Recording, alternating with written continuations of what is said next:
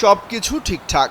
উড়াল দিল যাত্রীবাহী বিমান, নির্বিঘ্নেই যাচ্ছিল গন্তব্যের দিকে। কিন্তু হঠাৎ বিমানের ভেতরে চিৎকার, ছোটাছুটি। কয়েক সেকেন্ডের মধ্যেই হুলস্থুল কাণ্ড ঘটে যায়। এর পেছনের কারণ, বিমানের ভেতরে ছিল জীবন্ত সাপ, যা নজরে আসার সাথে সাথে এমন দৃশ্য তৈরি হয়।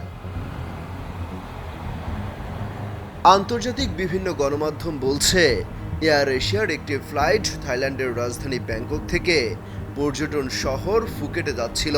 মাঝ আকাশে থাকা অবস্থায় এয়ার এশিয়ার উড়োজাহাজটির আসনের উপর লাগেজ রাখার জায়গায় ছোট্ট একটি সাপ দেখতে পান এক যাত্রী।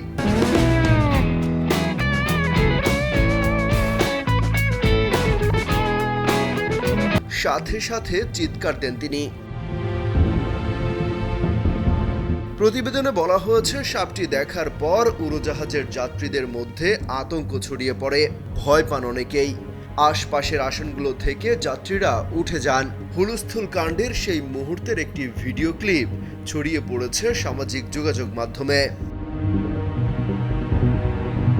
ভিডিওতে দেখা যায়, যাত্রীদের হুলস্থুল দেখে তাৎক্ষণিকভাবে একজন ক্রু এগিয়ে আসেন। তিনি ছোট আকারের সাপটি ধরে একটি বোতলের ভেতরে ঢোকানোর চেষ্টা করেন। পরে সাপটি আবর্জনার ব্যাগে ভরে ফেলেন তিনি। এরপর স্বস্তি ফেরে যাত্রীদের মধ্যে। স্বাভাবিক হয় পরিস্থিতি। কোনো অপ্রীতিকর ঘটনা ছাড়াই নিরাপদে অবতরণ করে বিমান। উড়ন্ত বিমানে সাপের উপস্থিতির ঘটনায় একটি বিবৃতি দিয়েছে এয়ার এশিয়া। তারা জানায়, বিমানের সাপ খুঁজে পাওয়ার ঘটনা সচরাচর দেখা যায় না। তাদের প্রশিক্ষিত ক্রু দ্রুত পরিস্থিতি সামলে নিয়েছেন, ফলে বড় কোনো অঘটন ঘটেনি। এয়ার এশিয়ার উড়োজাহাজটিতে কোন প্রজাতির সাপ পাওয়া গেছে, সেটি বিষধর ছিল কিনা বা কিভাবেই সেখানে গেল, তার কিছুই এখনো জানা যায়নি। চলছে তদন্ত। তবে অনেকে ধারণা করছেন, রানওয়ের আশপাশে যেহেতু অনেক জায়গা পরিত্যক্ত অবস্থায় থাকে, সেখানে সাপের আনাগোনা থাকতে পারে। সেখান থেকে কোনোভাবে একটি সাপ বিমানে ঢুকতে পারে।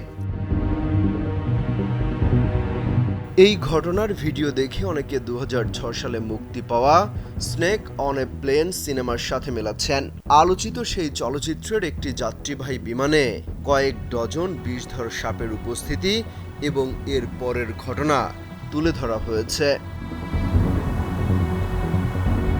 অমিত হাসান রবিন, কালবেলা।